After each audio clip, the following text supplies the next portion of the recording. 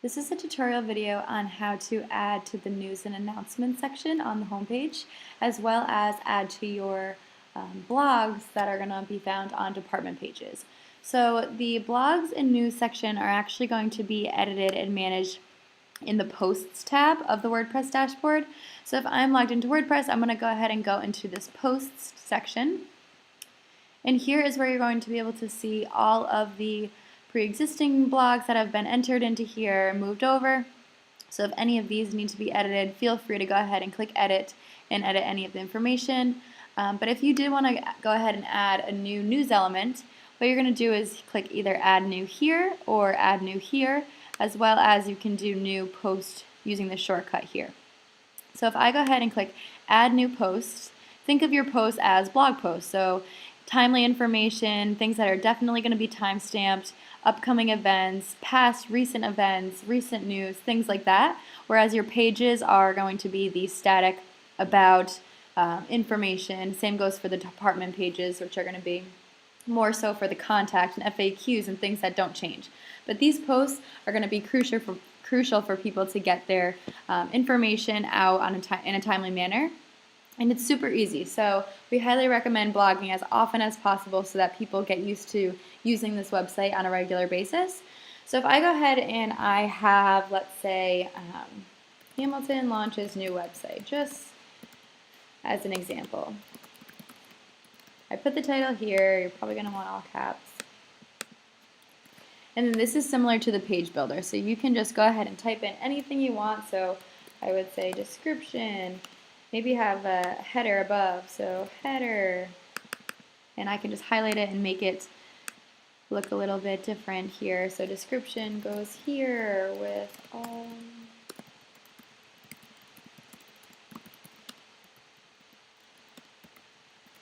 And obviously use some bullets if I wanted to, things like that. So there's full reign as to what you want to use. Certainly you can add links, you can add images if I wanted. So if I wanted to add a picture into this blog post, let's say I put this one in here, insert into post, and I can change the alignment. So if I wanted to align right of the page, if I just make it a little bit smaller here, if I wanted to bring it, make sure your cursor is right where you want the picture to go, but I can change the alignments, that way it has a cool picture in it.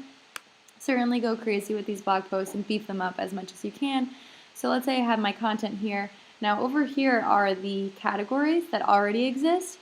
So I may be able to find one that is applicable to the one I have right now. So let's just say I'm scrolling here. Town-wide news or town website even would probably fall into. You can multi-select, so if you do think it falls under, let's say, Board of Health as well as town-wide news, feel free to multi-select here.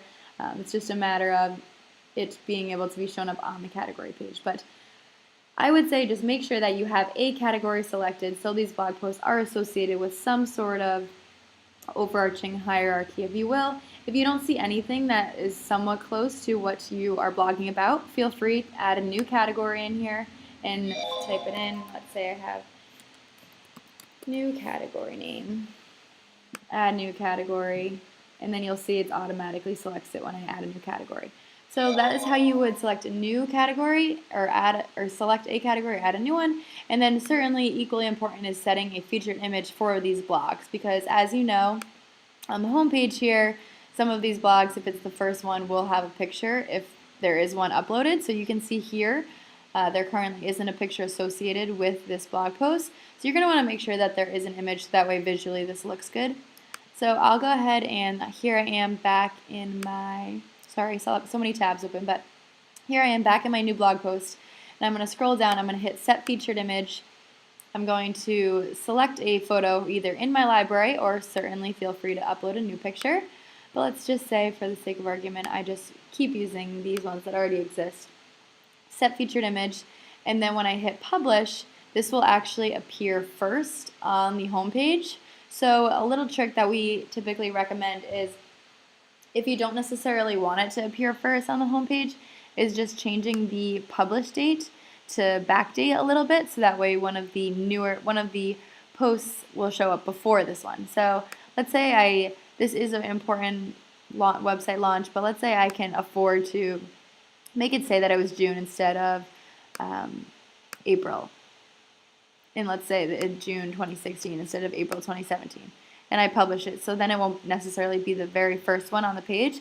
Typically, I manipulate the dates to be able to show the blog post in the order that I want. So just keep that in mind. Obviously, if it's timely information and it's time-stamped, you may want it to be the exact date, but if you can fudge the dates a little bit, feel free to be able to change the order. That is how you would do that. So here is my new blog post I published. I hit publish, it's live.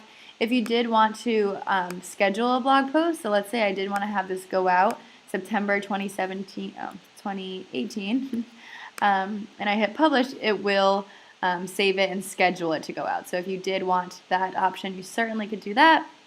So that is how you would publish these blog posts, and in the later video, the government page video, I will actually talk about how you can add a blog roll to your department pages if you did want to. So the more often you blog, the better. So I certainly recommend it, and just add a new post, add a title, add the description or the content, select which category it falls under, click publish, and that will be the best way to keep all of your content and news fresh and up to date.